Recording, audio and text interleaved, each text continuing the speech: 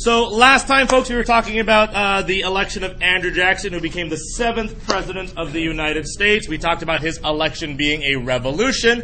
And why was his election known as a revolution?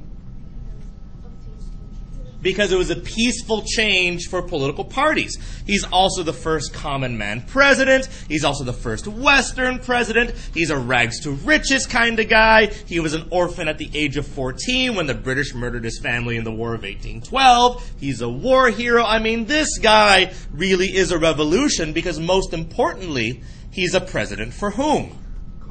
The common man. Who else was kind of a president for the common man? Jefferson kind of was as well, but was Jefferson himself a common man? No, so Andrew Jackson is in fact a common man. Wealthy landowner, made himself wealthy, he became a president, he was a judge at some point, he was a congressman, all without a college education. So again, a common man who becomes rags to riches. We talked about how the man loved to duel. We also talked about how the man beat his own assassins when they tried to kill him. And so Andrew Jackson has a lot of things going for him that's really exciting. And so if you were a common man at the time, would you be excited to have Andrew Jackson be your president? Yes. Sure. And so everyone was excited for Andrew Jackson to become president of the United States. So when he did become president one day,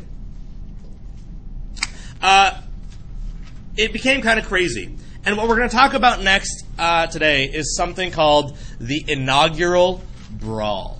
The Inaugural Brawl. So this is what kicked off his presidency. This is how his presidency started out, with the Inaugural Brawl. So first off, as a reminder, folks, what is an inauguration? The day you become president, right? So normally you have the inauguration and you invite all these people, to come to your inauguration. Now, when George Washington got inaugurated way back when, who was present at his inauguration? The wealthy and the elite. But Andrew Jackson, is he going to invite just the wealthy and the elite? No, he's a common man. So instead, he invited everyone to the White House, because this was their president. So they said, hey guys, if you want to see your president get inaugurated, come to the White House. So everyone got so excited because this was a president like them that everyone flooded the White House. And it became crazy. And instead of having a very peaceful, elegant inaugural ball where, you dance at the end of the inauguration, it's very elegant, you have a fine dinner, so many common people showed up that this inaugural ball became an inaugural brawl. Because the common people showed up and they were not educated at all. They had no manners at all. And the common people rushed into the White House. They were, with their muddy boots standing on like $3,000 chairs imported from China, hands over, people's shoulders, trying to see their president for the first time. And they can't find him. They're drinking alcohol like crazy. People are getting into fights all throughout the White House. They're breaking cabinets and chairs. And there's a quote that says, even women were not without bloody noses. Even women were getting punched in the face and getting crazy because it was ridiculous. Because were these people excited? And did they want to party? It was their president. The problem, though, was that it was getting a bit chaotic. And they were tearing the White House apart. People were jumping through windows. It was really bad. They were destroying thousands of dollars worth of furniture. So they were thinking, oh my gosh, how can we get these people out of the White House? It's becoming really crazy. I mean, look at this image. It's so ridiculous. I mean, that's not peaceful. There's dogs and horses running around, and there's a cat walking around somewhere. I'm it's pandemonium. And so they think, how can we get these people out of the White House? They're destroying everything. So they think, wait a minute, I know what we'll do. So they wheeled out this giant wheel of cheese onto the lawn, and they brought out giant barrels of fruit punch, and they said, hey guys, there's fruit punch and cheese on the lawn. And people are like, oh my gosh, are you serious? And people started running out of the White House to get free cheese and fruit punch. And they barred the doors and windows closed, just so they wouldn't destroy the White House anymore. And the party continued outside of the White House. That's the inaugural brawl. Now here's the thing, though. This is who elected Andrew Jackson, right? These people. So this is very democratic, I would argue. These people are maybe unruly, But definitely, these are the common people. But Jackson's enemies said, oh, this is who elected Andrew Jackson? These are the people that he represented? Andrew Jackson's not a president. He's more like a king or a king mob. So his enemies called him a king mob because they argued that he was in charge of who? The mob. Or I don't mean like the mafia, but mob in this case is short for what word that we've learned about earlier? Mobocracy. He's king of the mobocracy. These unruly, wild, undisciplined people, that's who Andrew Jackson is president of. He's king mob. This is who you represent, Andrew Jackson. These people, the common people, are stupid. This is who we're representing now in the country. No, Andrew Jackson, you're ridiculous. And here's the crazy part. Andrew Jackson wasn't even at his own inauguration. He was there for like a few minutes to get sworn in, and then he left. And so all these people that were looking for him were not there, didn't find him. Now, the sad story is that he wasn't there because he was actually mourning the death of his wife, Rachel Jackson. His wife had just died during the election, and so he got elected, and then rather than staying to like enjoy his inauguration, he went to a motel down the street to mourn the death of his wife. Now, this is a really important fact because the reason why Jackson's wife died, Rachel Jackson died, is that she died of depression. And the reason she died of depression is because during the election of 1828, Calhoun and Clay, they accused Andrew Jackson's wife of being a whore. In the newspapers. Like publicly saying, Andrew Jackson, your wife is a whore. In the newspapers. And she took this pretty hard. She wasn't technically. Let me explain. Now, don't start judging her. Here's what happened. Her original name was Rachel Donaldson, and she was married previously. The problem is she is separated from her husband for almost 10 years, and they hadn't seen each other since. And so she fell in love with Andrew Jackson, and they wanted to get married. The problem is she already married? So can you get married twice? No, not in the U.S. And so she sent a letter to her former husband saying, I would like to get a divorce. I would like to marry Andrew Jackson. Because she can't grant herself a divorce. She needs her husband to agree. But the husband never replied. And back in America, way back when, if someone doesn't reply, what should you assume? They might be dead. Well, he wasn't dead. He just never got the letters. So she did get married, assuming that the man was dead and that the marriage was already annulled and void. And then when his enemies found out, oh, your wife is still married?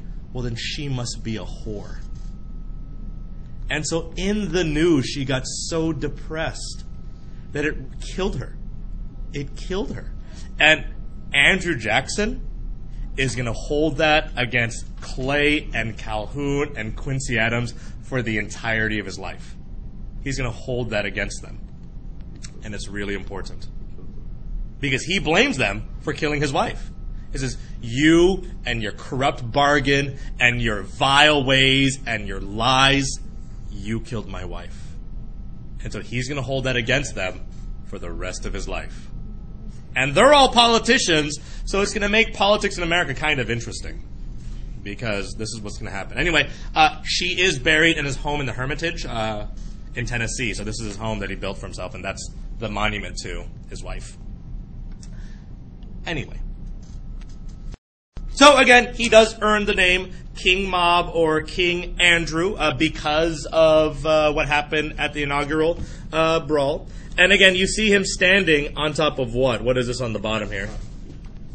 Yeah, he's standing on the Constitution. So the idea is, oh, this Andrew Jackson, he's going to stand on the Constitution and tear it apart because all he wants is power for himself. So, before I move on, let me here. Because we're debating whether or not Andrew Jackson is a Democrat or a dictator, if you had to look at the inaugural brawl, would you argue that this demonstrates Andrew Jackson is more democratic or he's more of a dictator?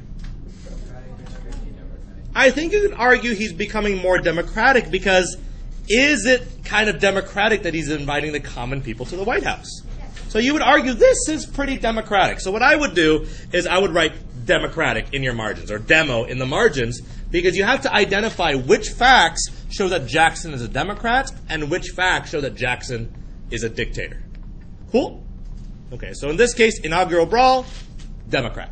Definitely shows that he's a Democrat. Next event, then, is a rotation in office, also known as a spoil system to his enemies. So let me explain this. When Jackson became president, was he upset about all the corruption in the government? Yeah. Corrupt bargain, Republican Party. He wanted nothing to do with it. So when he became president, he said he was going to have a rotation in office. And what that meant was that he was going to remove all previous office holders, or he was going to remove former government employees, and he was going to replace them with who? The common man. So he was going to replace government employees with the common man. Because he believed, who better to represent the interests of the common man than who? The common man himself. And so he said, hey, this government is full of wealthy elites. But if you want the common man's interest to be served, then the common man has to be in government. So what he wanted to do was to have a rotation in office where he would take the elite and the common man, and he would shift the elite out of office, and he would shift the common man in. Does that make sense? Rotation in office? He wants to rotate the corrupt elite out and bring in the honest and good common man. He believed that this would be democratic. It would increase democracy in the country.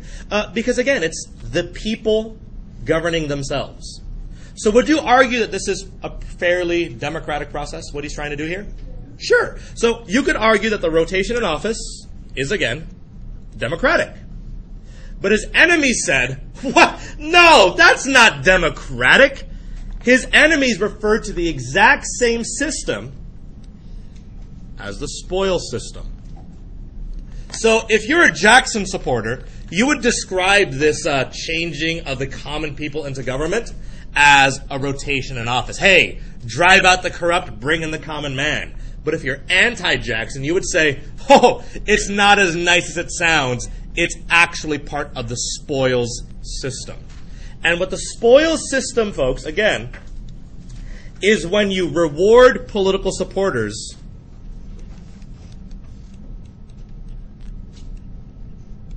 with government office. It's when you reward political supporters with government office. It's almost like what? If I say, hey, if you guys vote for me, I'm going to make you, I don't know, ambassadors to different countries. I'm bribing you. That's pretty much what I'm doing, right? And so they said, this is illegal. That's corrupt.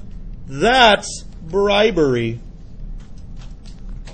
So that's the first part. Yes, sir. Didn't Clay do that? This is something that Henry Clay did as well, but Jackson didn't see it as the same thing. He's like, oh, no, it's not spoil system. I'm just trying to get the common people into office. But wasn't Clay the one that was saying this is corrupt, but he did it first? Yes. So Clay did accuse Jackson of saying it's corrupt, but then Jackson also accused Clay of it being corrupt, and he's doing it also. So is every politician pretty corrupt? Yeah. But it's how you look at it. It's like he's saying he's helping the common man. Jackson is saying, I'm doing what's best for America by giving the common people a voice in government. When Henry Clay did, he said, I'm trying to make sure that the government is stable and the evil Andrew Jackson does not become president. So either way, they're both corrupt. But nonetheless, first off, you can call this spoil system corrupt. The other problem is this. They're still bringing common people into government through the spoil system. So they said, I know that you want the people to govern the people, but why might that be a bad idea to bring just regular folks into government? They're uneducated. Folks, let's list the reasons why the spoil system was not so good for the federal government. Number one, they're uneducated. These common people were uneducated. Problem. Some of them were ineffective because they didn't know what they were doing. You know who'd be really good to run a bank? A banker. You know who'd be really terrible at running a bank? A farmer. Does that make sense, folks?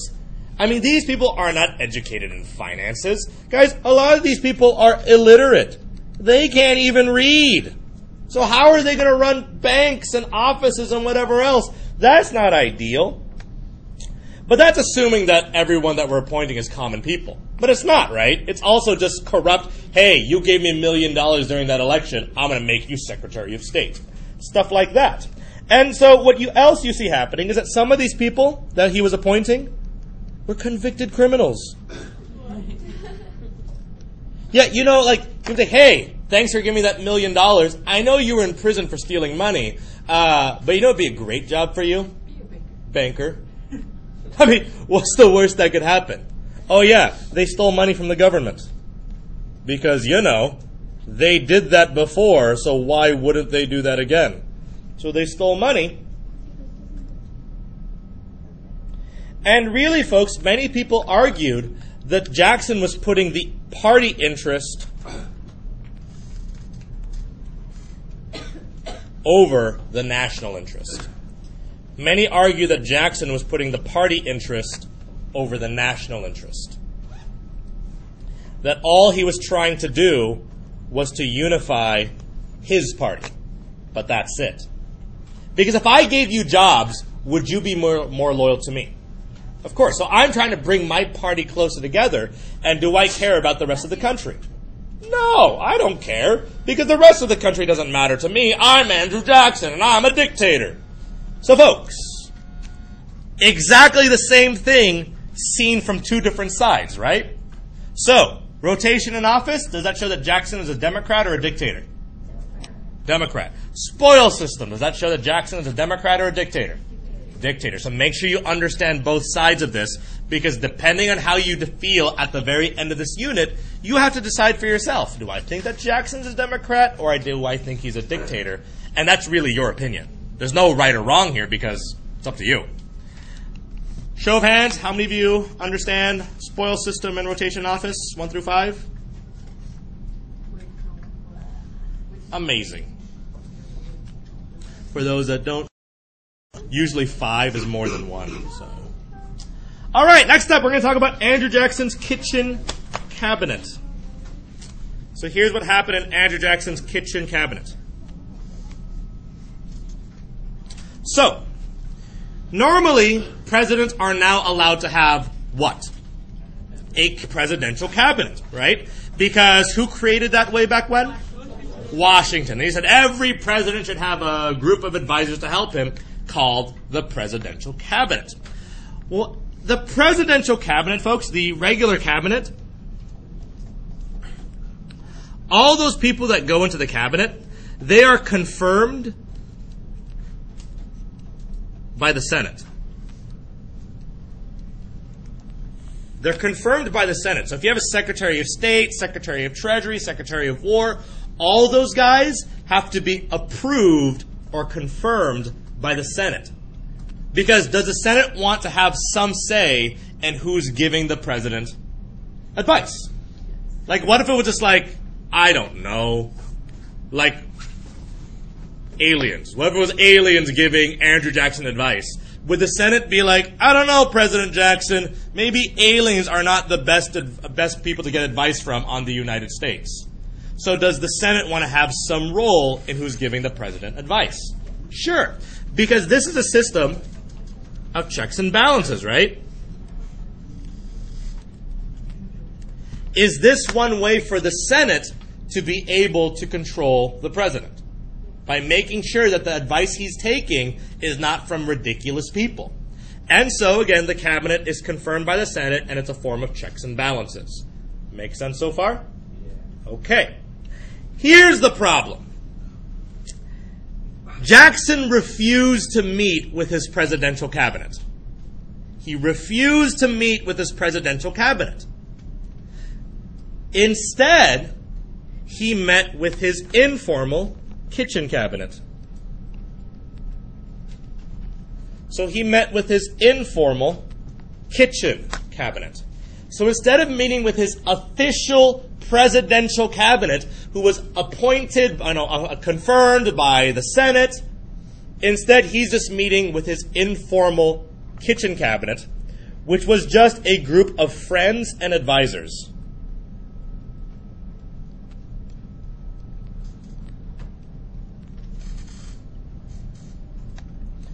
Now here's the problem, folks. This kitchen cabinet that he's meeting with, pretty much in his kitchen, why is it a problem that he's meeting with these people and not with his actual cabinet? Do we know who these people are in this kitchen cabinet? Were they confirmed at all by the Senate? Is there any accountability for these people? No. In the regular cabinet, if you're a bad advisor, what could we do to you? Kick you out, get rid of you. But these are just his friends. This guy could be like a Satan worshiper, and another guy could be like, I don't know, not know how to read, and another guy might be like trying to steal money from the government, and another guy might be corrupt. But is there any way of us knowing who these people are? No. So Jackson refused to meet with his real cabinet because he preferred to meet with his own personal cabinet called the kitchen cabinet. Congress saw this as a violation of checks and balances. Congress said, whoa, Jackson, you can't just meet with whomever you want. This is a violation of checks and balances. But is it unconstitutional? Not really. Can Jackson technically meet with whomever he wants? But is it a bad practice? Should he be doing this? No. So it's a violation of checks and balances, but it's not unconstitutional. It's just a bad practice. It's not ideal. Make sense? Okay. That's like if you guys voted the ASB cabinet to help me figure out how to run the school, but unofficially I just met with my parents to decide how to run the school. And they're like, everyone should have uniforms and, I don't know, like watch Filipino TV all the time, and that'll be what the rallies are, just Filipino television. And I'm like, I don't know, Mr. King, you should be meeting with your parents to discuss rallies. I'm like, but they're my unofficial cabinet. You should be meeting with the students. This doesn't say I have to meet with the students, so I'm not going to.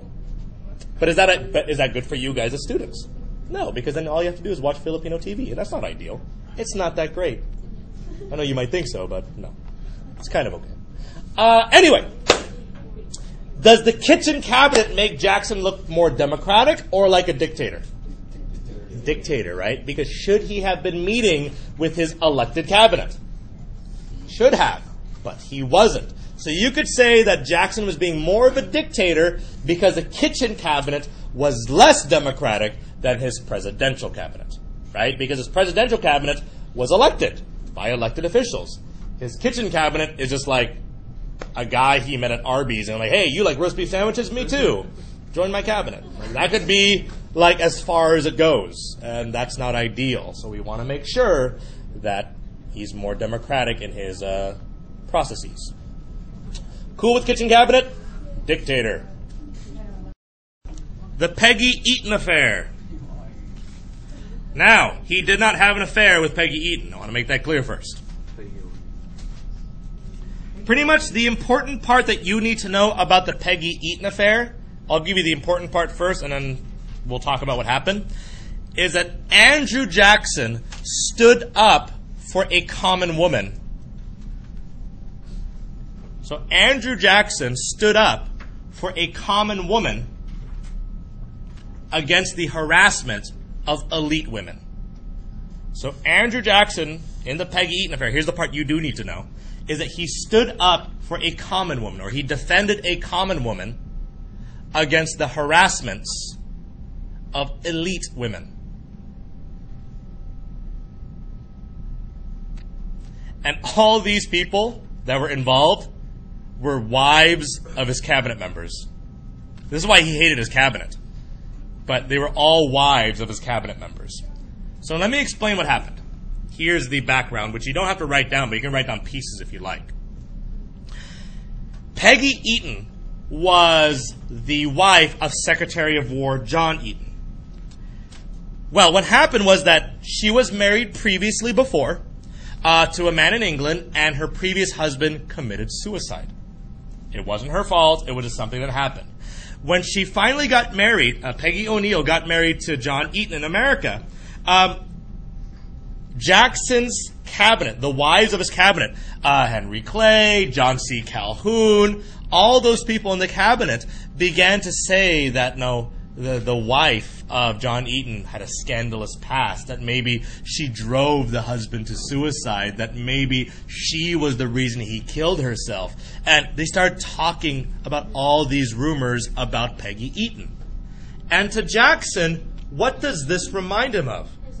His own wife. So he said, I'm not going to let this happen again. So what Andrew Jackson does is he walks up to John C. Calhoun's wife, who, by the way, is his vice president at the time, and he walks up to Floride Calhoun, the wife, and says, hey, knock it off. She's a nice lady. And he scolds her. John C. Calhoun is totally offended that Andrew Jackson just yelled at his wife. He says, hey, you can't talk to my wife that way. So Andrew Jackson says, then put a leash on her because the way she's acting is just not proper. And the whole cabinet, erupts in this huge argument. And it honestly, it stops the government. Because of the Peggy Eaton affair, the whole U.S. government stops because the cabinet is torn. John C. Calhoun, again, the current vice president, is pissed off at Andrew Jackson for yelling at his wife. And Martin Van Buren, who's Secretary of State at the time, he says, hey, Jackson, that's really messed up what they did to Peggy Eaton. Martin Van Buren has no wives. Or wife, rather. He has no wife. His wife passed away already, so he's single. So he just went to Jackson, hey, Jackson, what Calhoun did there is really messed up. He kept on egging Jackson on. Hey, I don't know if Calhoun should be vice president next time because what he's doing is pretty messed up. But what is Martin Van Buren trying to do? He's trying to be vice president in the future. You see what he's doing? He's like, oh, Jackson, you don't talk to you like that? John C. Calhoun? He yelled at you. That's not cool. I would never yell at you, Andrew Jackson. I'm your best friend. By the way, they do become best friends, Andrew Jackson and Martin Van Buren.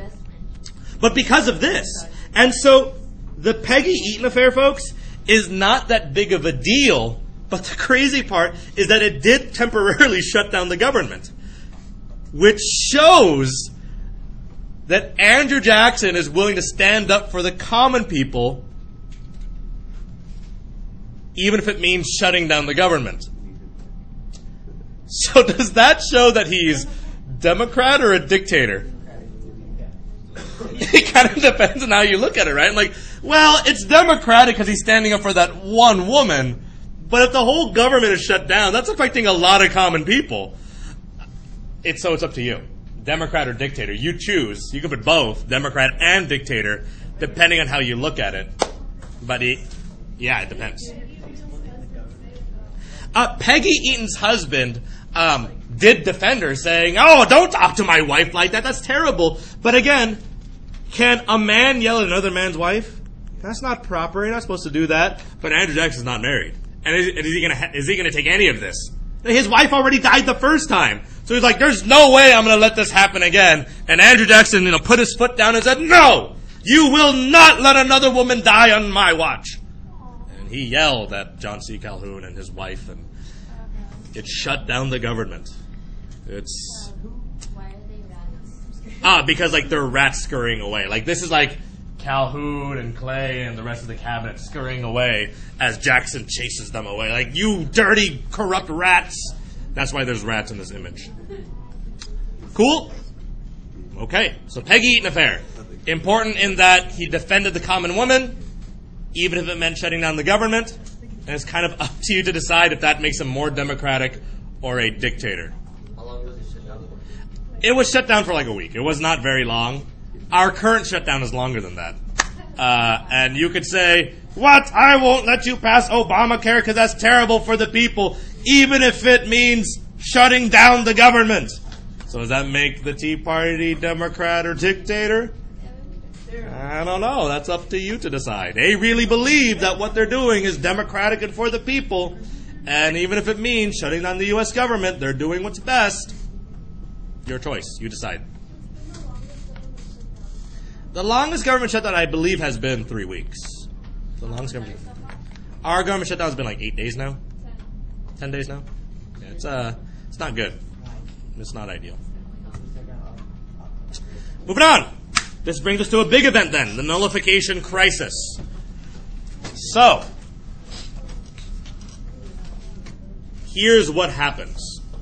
Remember, folks, are Calhoun and Jackson friends anymore? No. Like, they had this relationship where they were forced to work together, but other than that, they're not friends. And did the Peggy Eaton affair make them less than friends now?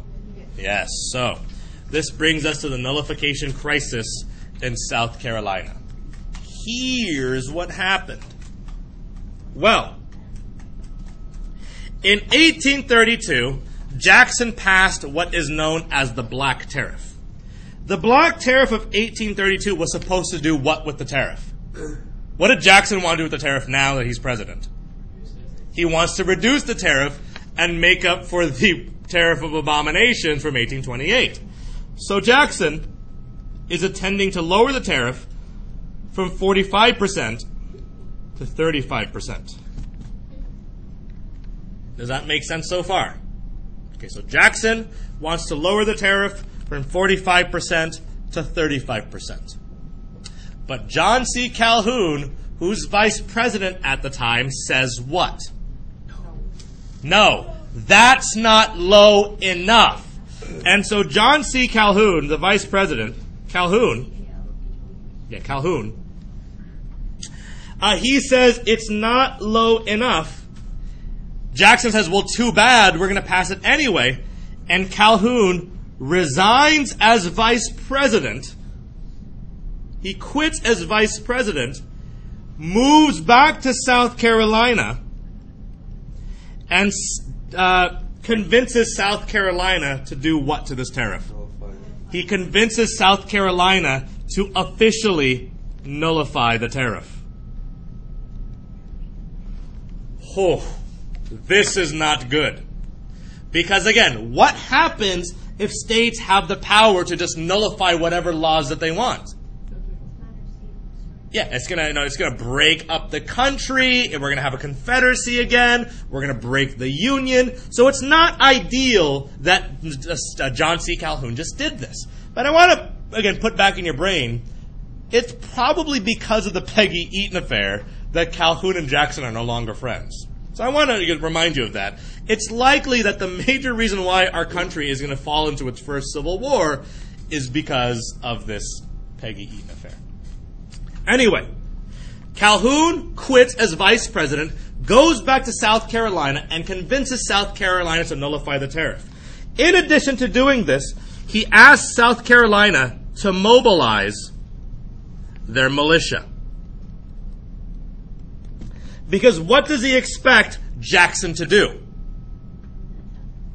Attack. I mean, is Jackson a peaceful kind of guy? The man has invaded countries without asking. He's killed people after wars. He's killed people in duels. The man is not, I would argue, balanced. The man is prone to war. So if Jackson finds out that John C. Calhoun, a man that he hates, is threatening to nullify a tariff, Jackson is likely going to say, okay, fine, let's see what happens. Not only does Calhoun nullify the tariff, he also tells Jackson that they'll secede if Jackson tries to collect the tariff. They threatened to secede if Jackson attempted to collect the tariff. So Calhoun just said, we're not going to pay this tariff. It's been nullified. We're going to raise an army just in case. And if you try to collect this tariff, we're going to secede. They'll secede if they try to collect the tariff. Now, Jackson's like, oh, okay. And then Jackson has a huge smile over his face, like, you're going to do what now? Jackson describes these men as the nullies. These people willing to nullify and secede. He says, okay, well, here's what I'm going to do. I hear you, South Carolina. I hear what you're saying. So here's what I'm going to do. Number one, is Jackson going to tolerate nullification? No. So let's put that down first. Jackson would not tolerate nullification or any threat to the Union. So Jackson would not tolerate nullification or any threat to the Union. He's just not going to have it. He's not going to be the president where the country just falls apart. So he would not tolerate nullification or any threat to the Union. Instead, Jackson says, if you keep up this nullification, then I'm going to hang all of you. And he tells them, including you, Calhoun. So he sends in a letter saying, all of you nullies. And you, Calhoun. He puts them on notice. If you continue this road to nullification and secession, then I'm going to come for every single one of you and hang you from the gallows. Now, the South Carolinians know that Jackson's kind of crazy, so they're like, do you think he's going to do it? The guy might actually do it. So they're a bit nervous, and Jackson says, I'm not kidding. And Jackson mobilizes the Army and the Navy.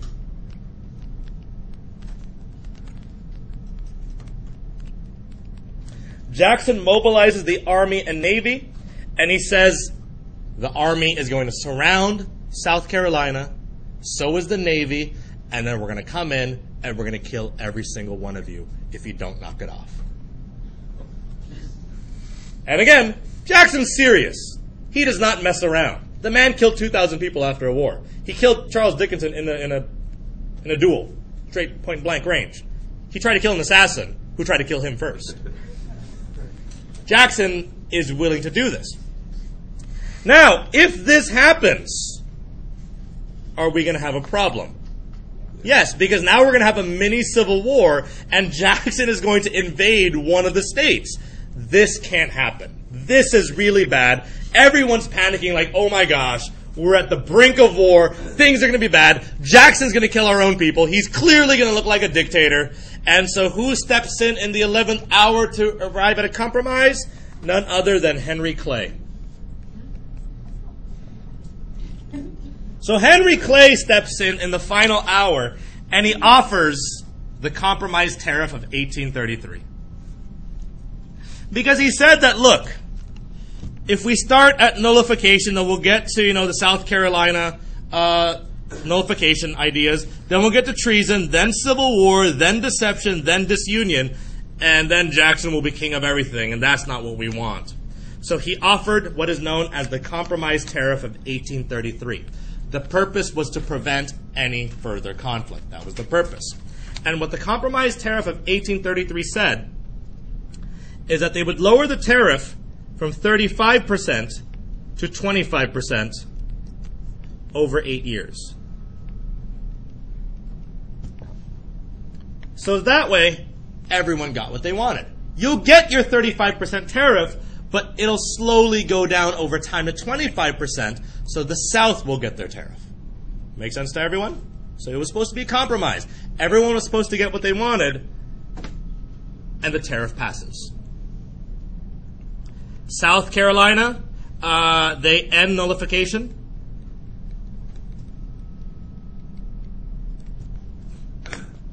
They reduce their army. They sink back into the state. And it seems like everything is good, right? Well, Jackson always wanted to have the last word, because again, he hates Clay. He's like, oh, you're going to solve this crisis? I don't think so. So Jackson says, okay, fine. I will sign this tariff. But, wanting to have the last word, Jackson also passes what is known as the Force Bill. And what the Force Bill says is that the president can use the military to collect tariffs if necessary. That the president can use the military to collect tariffs if necessary. That's the Force Bill. That the president can use the military to collect tariffs when necessary.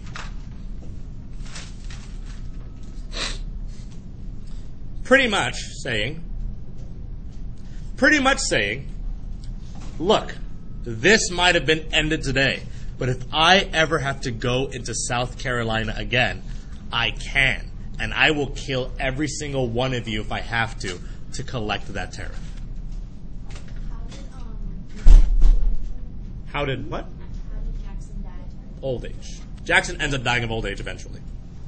Yes. But again, the force bill, again saying that the president can use the military to collect federal tariffs if necessary. So again, South Carolina repeals the nullification on the previous tariff, but then they nullify this one. They're like, nope, you can't do that, and they nullified the force bill.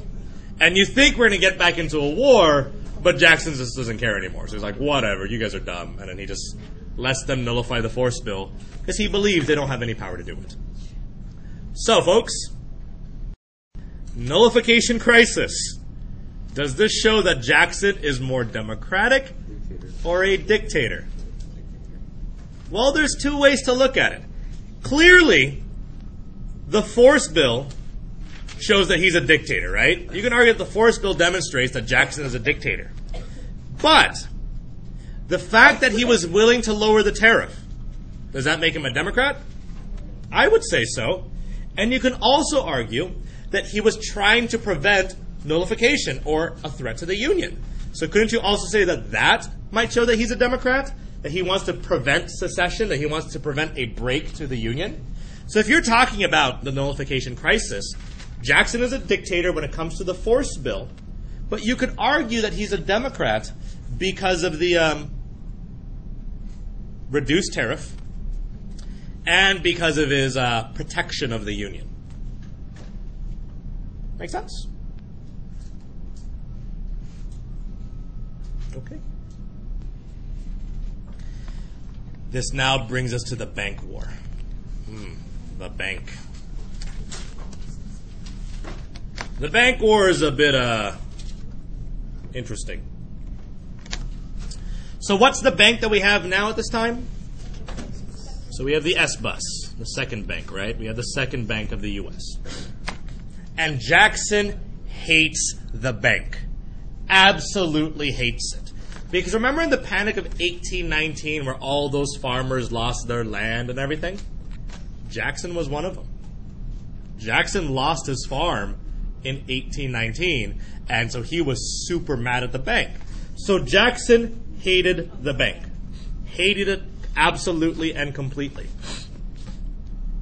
He didn't trust the bank. He said that the bank was too monopolistic.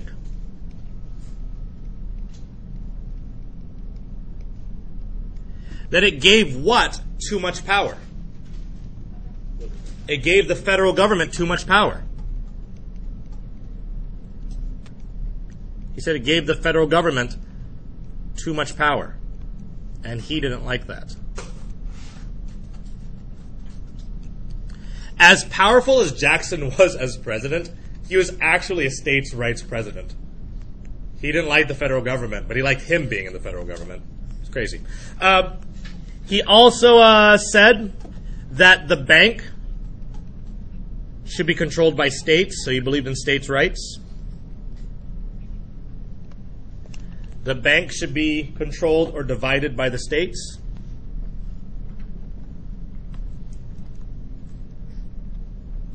He said that this bank was undemocratic. Because banks are mostly run by who? Republicans and the elite. It's mostly run by the elite, so it's very undemocratic, he said. This bank is undemocratic. Also, I don't know if you guys know this, but technically the bank back then and the bank today, it's a private bank. The Federal Reserve today is not exactly a public bank. It's still technically a private bank. Like, we don't own the bank. We regulate it, but the Federal Reserve is not a U.S. bank. It's a private bank that's regulated by the U.S. And this bank has all of America's money. Make that clear. But the U.S. only controls 1/5 of the bank. So the Bank of the U.S. had all of our money, and yet we only controlled 20% of the bank. Like the other 4/5 was controlled by who? Elite private bankers. So that means that the wealthy controlled America's money, and the people that were elected into office only controlled 1/5 of America's money, which is not ideal when you think about it. So they said that this bank was private and it was undemocratic. And again, lastly, he hated the bank because he blamed the bank for the Panic of 1819. He said that the bank was bad for who? Bad for the common man. So he sounds a lot like who from way back when? Sounds like Jefferson. So again, are Jefferson and Jackson kind of similar in their philosophies? Not in their actions, because Jefferson would have never threatened to kill anyone. Jackson would, but their political philosophies about the common man are very similar. So anyway, Jackson hates the bank. Well, what ends up happening is this. How best to describe this? Okay. So, Henry Clay hates Andrew Jackson, just like Jackson hates Henry Clay. Okay, they just have a distaste for each other since way back when. Well, Henry Clay wants to make the bank an election issue. So Henry Clay wants to make the Bank of the U.S. an election issue.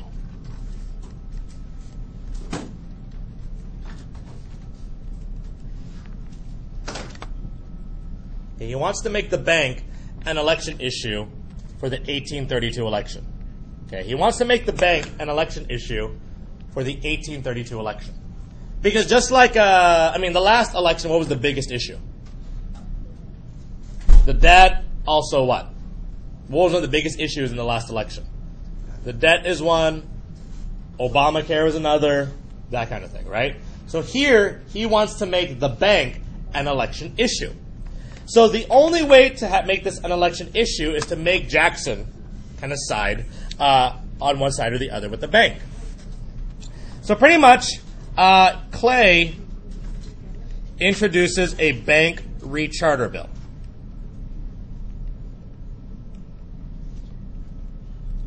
Clay introduces a bank recharter bill in Congress.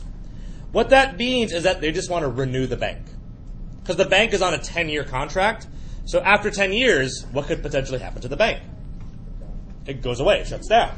And so Henry Clay introduces a bank recharter bill to renew the bank. Okay? Good so far? And now he says, if I pass this bill in Congress, who has the final decision on whether to pass it or not? Jackson does, right? Because Jackson has two options. What does he have to do? Sign the bill or veto it. And so it's up to Jackson now. So Clay says, I put Jackson in a trap. Because I'm forcing Jackson to make a decision on the bank, he's going to lose some supporters. And here's why. Everyone in America loved Jackson at the time. Or at least most people in America loved Jackson at the time. So, if Jackson signed the bill, if Jackson signed the recharter, then which supporters would he lose? He would lose common man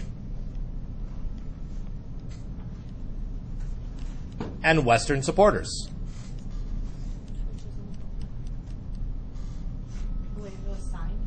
If he signed the bill to recharter the bank, he'd lose the common man and Western and Southern supporters because do the common people like the bank? They hate the bank. So if Jackson signs it, they're going to think, oh, you signed the bank? You allowed that to happen again? Jackson, you're terrible. And Clay's like, yes. If he signs this bill, then the Westerners and the common people will hate him. And if he vetoes the bank recharter, then who's going to hate him then? The elite and the New England states, or the northeastern states. And Henry Clay's like, yes, if he vetoes the bill, then the New England states will hate him, and there's no way he can get elected. So, has Henry Clay kind of played a pretty good game here? He says, all right, Jackson, you have a 50-50. Who are you going to lose? The Western states or the Eastern states? who's it going to be? And again, it's a pretty good game. So Jackson's like, darn you, Henry Clay, I hate you. So what Andrew Jackson ultimately does is Jackson vetoes the bank recharter. He says, you know what? I'm going to do what the people want, what the common people want, and Jackson vetoes the bank recharter bill. And Jackson gives a very famous phrase that says, the bank is trying to kill me, but I will kill it. He says, the bank is trying to kill me, but I will kill it. And Jackson vetoes the bank recharter bill. And here he is, like, signing that bank recharter. He vetoes it. And, like, the power of this recharter is going to destroy the bank. And, like, he's so powerful that just his signing of documents or vetoing it just, like, destroys the bank. And, like, here's the devil just running away. Like, no, Jackson vetoed it. And the devil is running away as a result. Makes sense so far. So the power of Jackson's veto is supposedly supposed to destroy the bank. Now, here's why Jackson vetoed the bank. He said, this bank is going to hurt the people and hurt the nation. So a few things you should know about why he vetoed the bank. Number one, he said it was bad for the common man. Simple, right? Secondly, he said that the bank was what? Unconstitutional.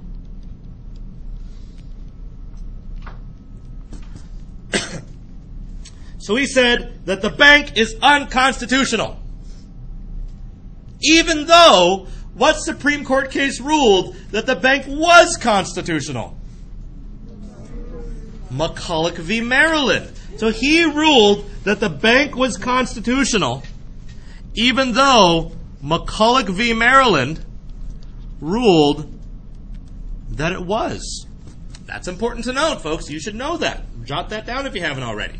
But it ruled that he said, no, the bank is unconstitutional, and I don't care what the Supreme Court says.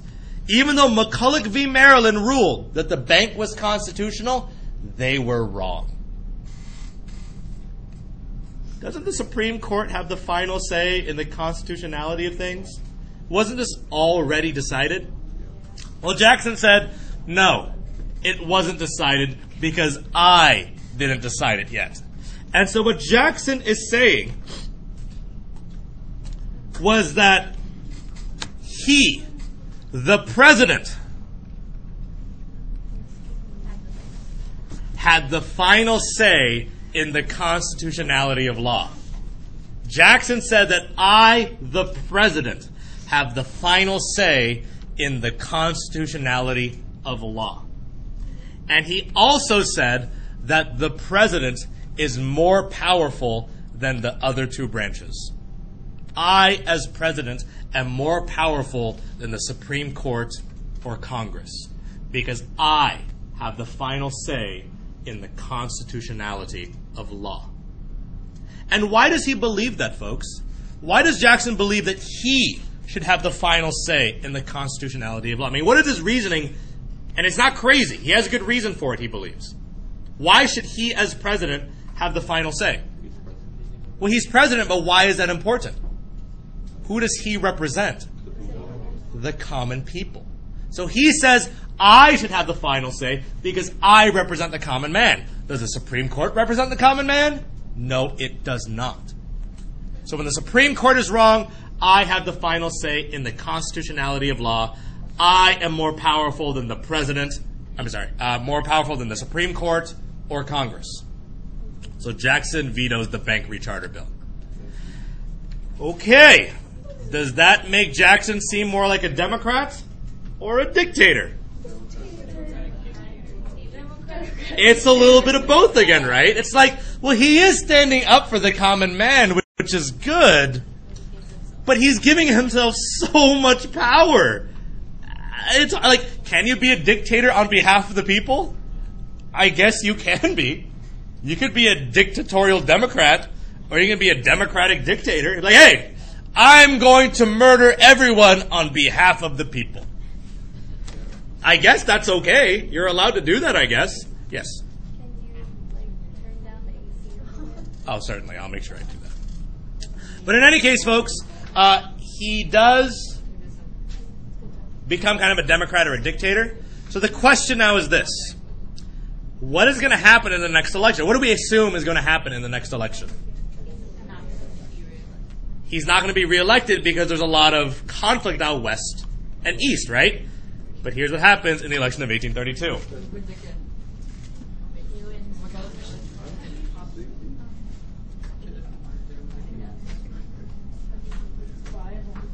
In the election of 1832, Jackson wins again. And here he wins 219 to 49. And you don't really have to count the other two guys. But did it really affect him vetoing the bank recharter bill? No. In fact, did he win even more states than last time by vetoing the bank recharter bill? And so, if you're Andrew Jackson, okay, hear me out here. You just vetoed something. And then a huge amount of people just voted for you. Do you think they liked what you did or hated what you did? They liked what you did. So when Andrew Jackson wins the election of 1832 after the bank veto, Jackson believes that he now has a mandate from the people. What does that mean to have a mandate from the people? Not he was meant, but he was almost given an order from the people. Like Barack Obama was elected in 2012 again, running on the issue of Obamacare, right? And he won like 55% of the popular vote, which suggests, did the American people like the idea of Obamacare? If that was the main issue of the election, and the American people still voted for him, then it might suggest that that was a very popular thing. And so, same thing for the election of 1832. He ran on the issue of the bank, and he won overwhelmingly, 77% of the electoral vote. Huge victory. And because of that, he will continue his presidency, and now what does he believe he has the power to do now? What should he do now that the people have voted? Yeah, he should stand up for the common people, and he only vetoed the bank before. What should he do now? He should just kill it, because the people want him to kill the bank, and he believes that's what he should do next. And so, before we move forward in the rest of this bank war saga, you should note that you do see the rise of a third party here called the Anti-Masonic Party.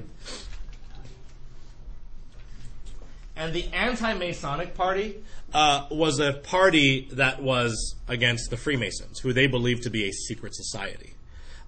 So this was a party that ran against the Freemasons, or they was anti-secret societies.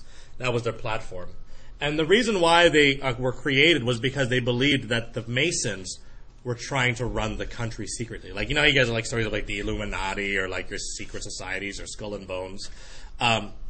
The Freemasons, they believed, were secretly governing the country. Washington was a Mason, a bunch of the other presidents were Masons. They thought, this is going to ruin our country. We have to get rid of secret societies. And the reason why this party became so popular is that someone who was researching the Freemasons in New York at the time was killed. So they believed that the Freemasons assassinated one of their own people, and so they had a political party to run against the Freemasons. And Jackson was a Mason as well. But are they a secret society trying to control the country? Probably not. But do people believe that? Sure. But people are crazy. So, you know. Anyway, Jackson is now set to kill the bank. So what Jackson is going to do to kill the bank is the following. Because Jackson now has a mandate from the people, Jackson removes all federal money from the bank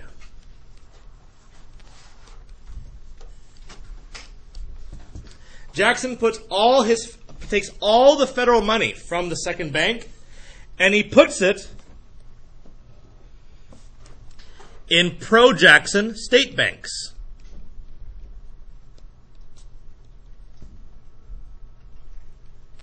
So he takes all this federal money that the second bank used to have, he pulls all of it out and he starts distributing it among the states, but he only puts it in banks that are what? Pro-Jackson. Banks that like Jackson. So he starts putting them in pro-Jackson banks. And the nickname for these banks that are pro-Jackson are pet banks, because they're Jackson's pet banks. Like, hey, you're my pet, here's some money. And you're my pet, here's some money. And you're my pet, here's some money. And all these banks become known as pet banks. Now, the problem with these pet banks is that while they are loyal to Jackson, all of a sudden, if you're a bank and you get all this money, what are you going to want to do with it? You're going to want to loan it out, right? Because you're going to want to make money on the interest. So what ends up happening is all these pet banks become wildcat banks because they start over-speculating and loaning money out like crazy. Okay? So what ends up happening is these local pet banks, because they have all this money all of a sudden, they start loaning money out like crazy, and they begin to over-speculate. Like, oh, we have so much money. Think of how much more money we could make if we start giving money out and charging interest. Like, oh, we'll make millions of dollars. Is that over-speculation? Sure is. And so they start loaning out all this money. What do you think is going to happen pretty soon? They'll start loaning out all this money. It's 1819, right? So it's almost 20 years from 1819. Okay, see what's going to happen in a bit. Anyway, all this money gets taken out. Should we talk about Biddle's panic? No, it's okay. And so, because of all of this land being sold, is this over-speculation potentially going to hurt the economy? Because all this money is being lent out. And by the way, whose money is this? Not Jackson's money. It's not even the second bank's money. Whose money is this? It's the federal government's money being loaned out like crazy. Should the U.S. be loaning their own money out? What do we need that money for? Military to pay our bills? But here we are. If I said, hey, why don't you take my mortgage payment for my house and take it to Vegas and double it? What could potentially happen when you go to Vegas and try to double my money? You lose all of it. I'm like, hey, you were supposed to double my money. Where'd it go? I lost it all. Well, now I can't pay my house bills. Like, well, why did you give me your house money to go gamble? Because I thought I'd make more. That's over-speculation. And so, any case, folks, because these wildcat banks start going crazy and they start loaning out all this money, we start getting concerned. And so Jackson passes what becomes known as the Specie Circular Act. In order to stop over-speculation of land sales, in order to stop over-speculation in land sales, because they're selling all this land with government money, Jackson passes the Specie Circular Act that says you can only buy land with hard money. What does that mean? Silver. Gold and silver. You can only buy money with specie, or specie circular. You can only buy money or buy land with hard money. You can't buy land with paper money anymore. You have to buy land with gold and silver. Make sense to everyone? Well, who is this going to be bad for if you can only buy land with gold and silver? It's going to be bad for the common man. But the whole point was to end over-speculation.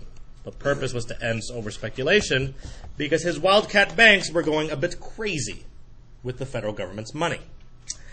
Because of the Specie Circular Act and the over-speculation by the wildcat banks, this will eventually lead to the Depression of 1837.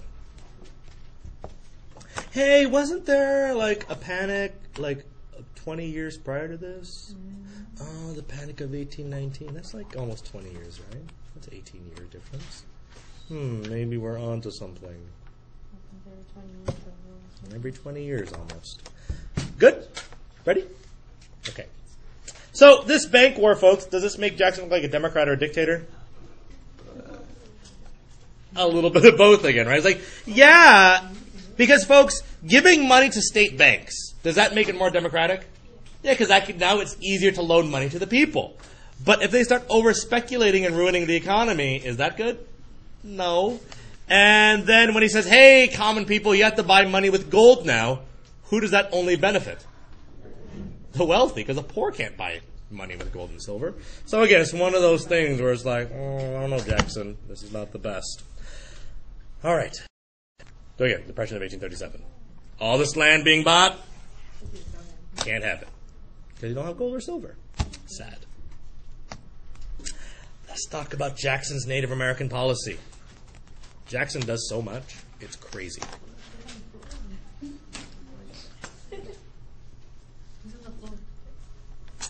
I don't know who the guy on the floor is, but he looks tired.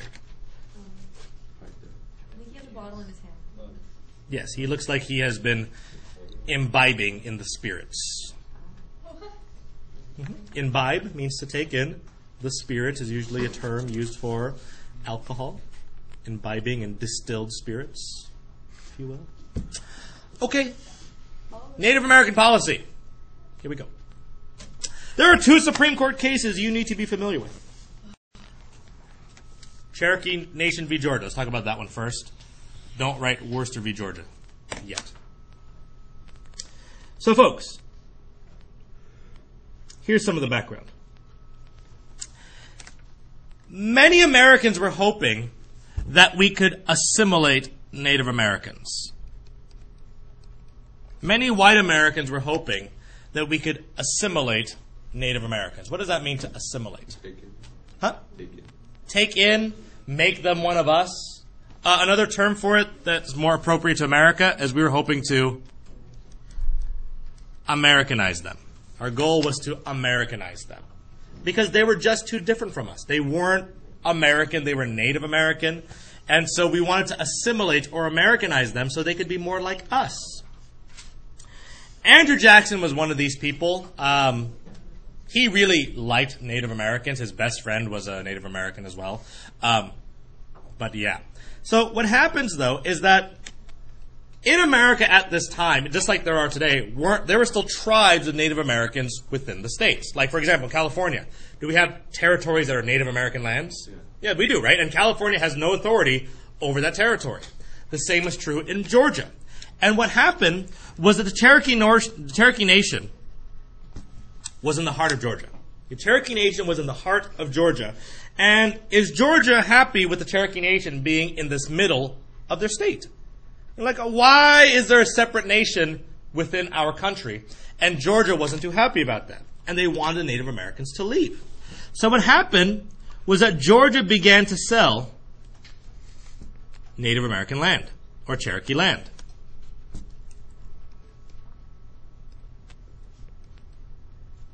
Georgia began to sell Cherokee land to white Americans, because does Georgia want that land for white Americans?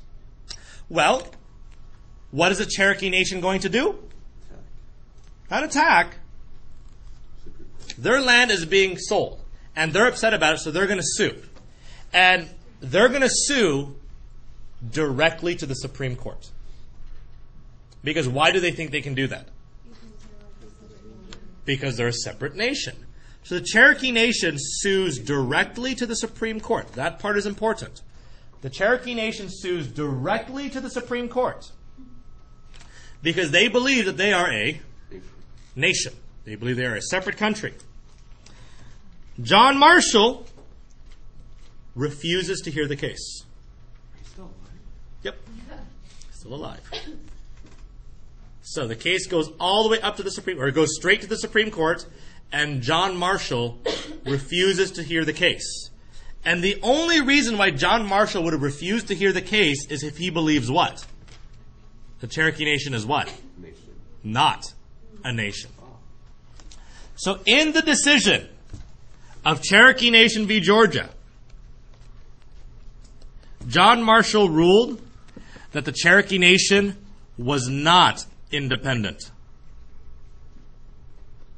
or sovereign.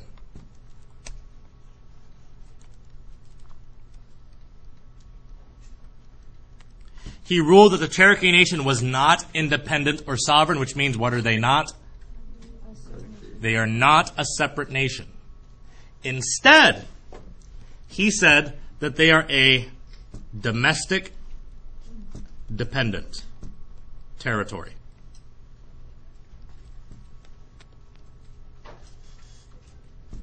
Of the U.S. He said, you are not an independent nation. You are a domestic dependent territory of the United States. So does that take away a lot of authority from Native Americans? That's saying, hey, I know you thought you were your own country, but you're not. We actually own you. And that's the important part of this case. It ruled that Native Americans were not independent, that instead the United States owned their territory and that we were letting them live on that land.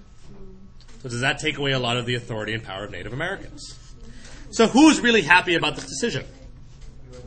The U.S. is really happy about it, and who specifically in this case? George is like, yay! Ha ha! You have no power here. You cannot do anything. And Jackson's slightly happy about it also, because that means he doesn't have to do anything. But then there's a second Supreme Court case called Worcester v. Georgia. Worcester v. Georgia. And the Supreme Court case of Worcester v. Georgia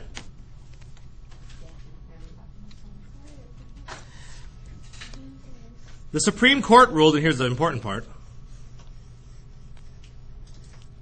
The Supreme Court ruled that the Cherokee had property rights,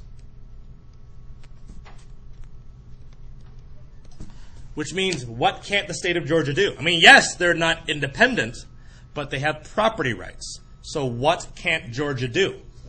They can't just sell their land. So that's important.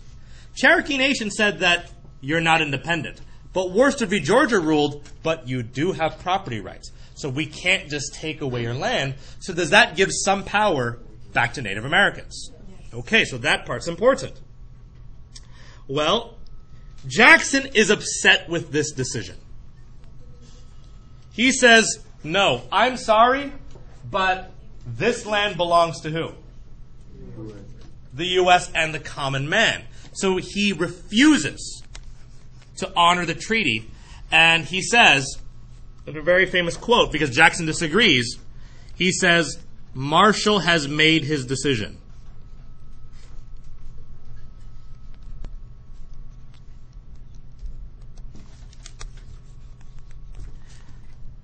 Now let him enforce it.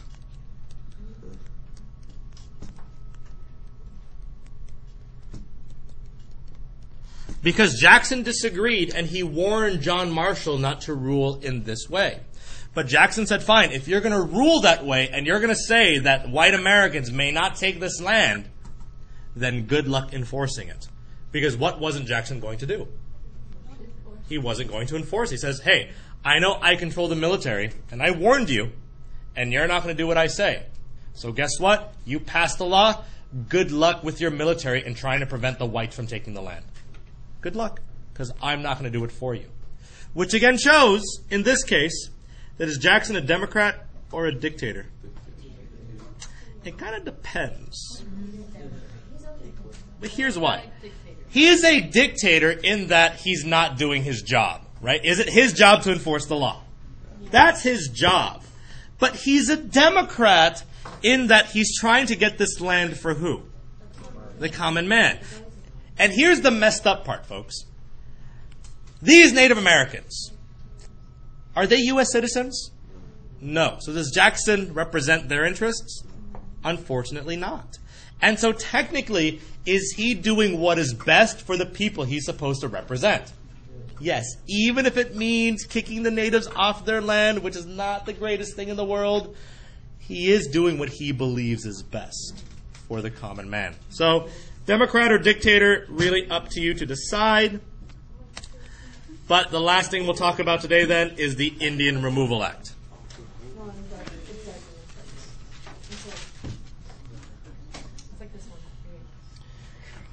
So ultimately, folks, in 1830, after those rulings, Jackson decides to pass the Indian Removal Act, or not after, but during those rulings.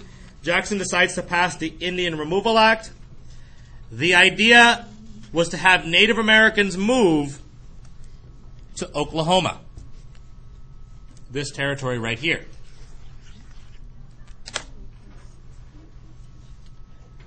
And the promise was that this territory was going to be permanent Indian land. It was supposed to be their permanent Indian settlement. The idea that Jackson said was, look, if you stay here in the east, I'm sorry, but I can't protect you from the white settlers. They're going to kill you and they're going to attack you. But if you move to Oklahoma and the reservations in the west, I promise that you can live there forever.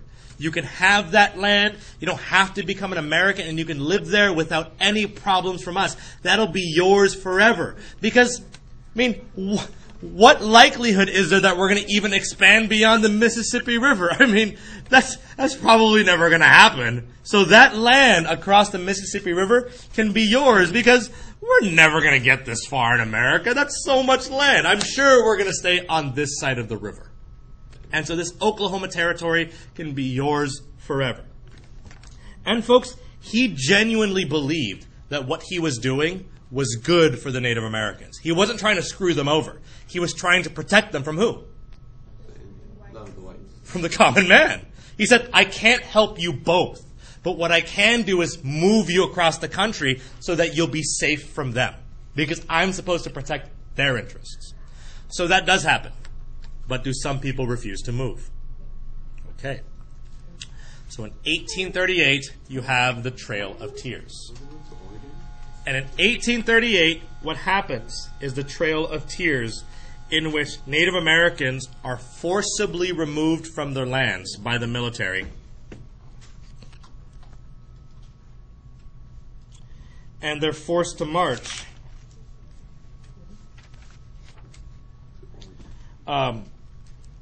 1,000 miles to Oklahoma.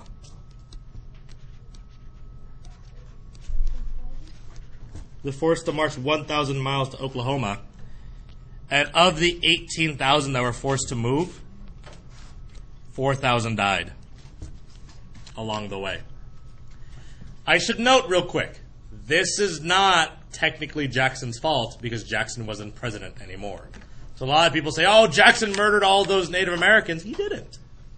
It was Martin Van Buren who did. It wasn't Jackson, because Jackson wasn't president anymore. In any case, 4,000 Native Americans died on that 1,000-mile journey to Oklahoma. And you could argue then, is Jackson a Democrat or a dictator?